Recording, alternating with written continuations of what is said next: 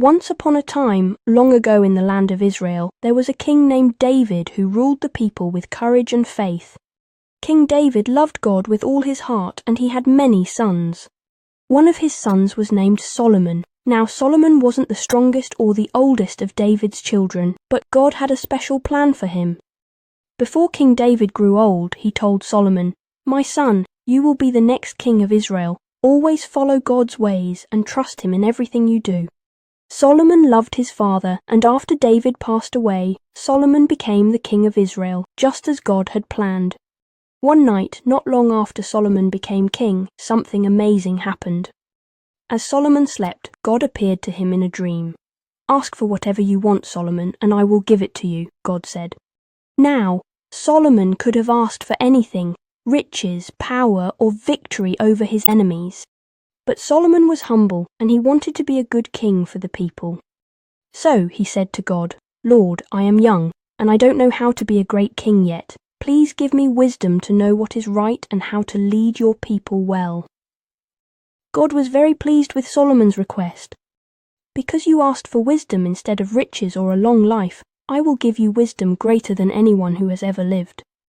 And I will also give you wealth and honor, so that there will be no king like you in your lifetime," God said.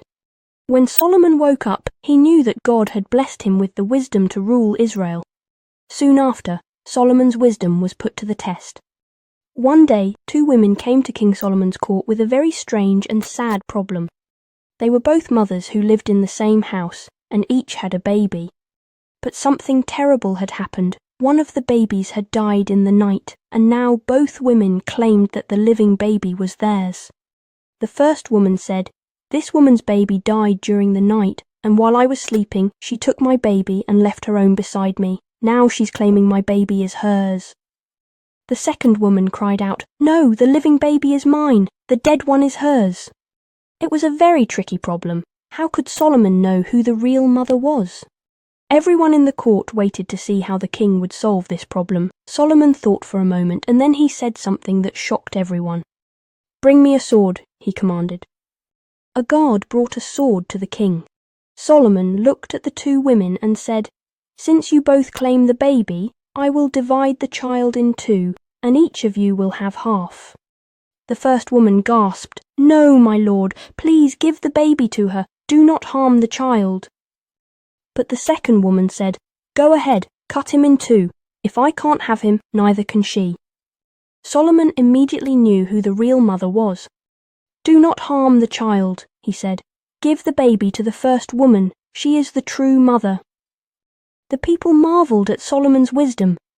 They saw that God had given him the ability to understand people's hearts and to make just decisions. From that day on, Solomon's fame spread far and wide, and everyone knew that he was a wise and fair king. Under Solomon's reign, Israel grew more prosperous than ever before. Solomon built a magnificent temple in Jerusalem where the people could worship God.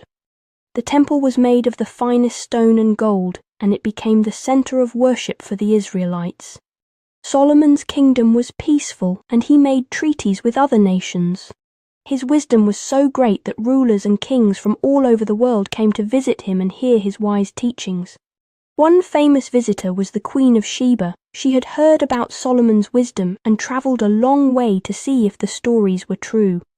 When she arrived, Solomon welcomed her with great honour. The Queen asked him many difficult questions, but Solomon answered them all with ease.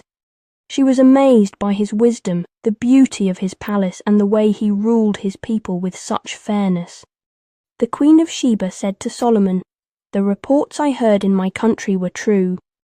In fact, not even half of your wisdom and wealth was told to me. How happy your people must be to have such a wise king." Solomon's wisdom didn't just help him rule his kingdom, it also helped him write books of wisdom. He wrote many of the Proverbs, which are short, wise sayings that teach us how to live rightly. For example, one of Solomon's Proverbs says, "Trust in the Lord with all your heart, and lean not on your own understanding." These proverbs have been passed down through generations and are still read and loved today. But even though Solomon was wise, he wasn't perfect. He married many wives from other nations, and some of them worshipped false gods. Over time, Solomon's heart began to turn away from God, and he started to make choices that displeased the Lord. Still, Solomon is remembered as a great and wise king who taught us many lessons about life. His wisdom, which came from God, helped him lead Israel through years of peace and prosperity.